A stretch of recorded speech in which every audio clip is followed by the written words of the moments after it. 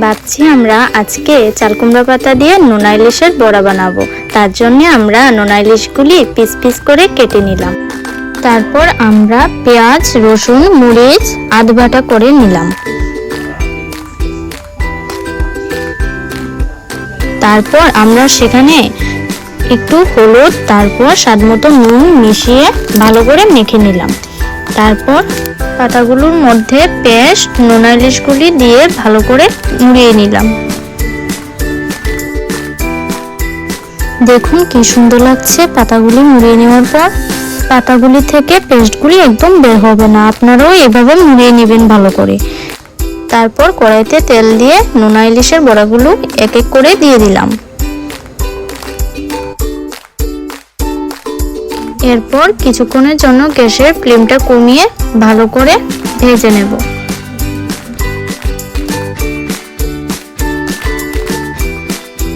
দেখুন নোনা ইলিশের বড়াগুলো প্রায় রেডি হয়ে গেছে।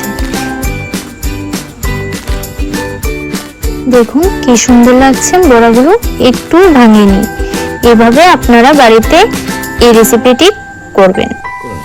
ভিডিওটি ভালো লাগলে লাইক, কমেন্ট, শেয়ার করে নেবেন এবং চ্যানেলটিকে সাবস্ক্রাইব করে দেবেন।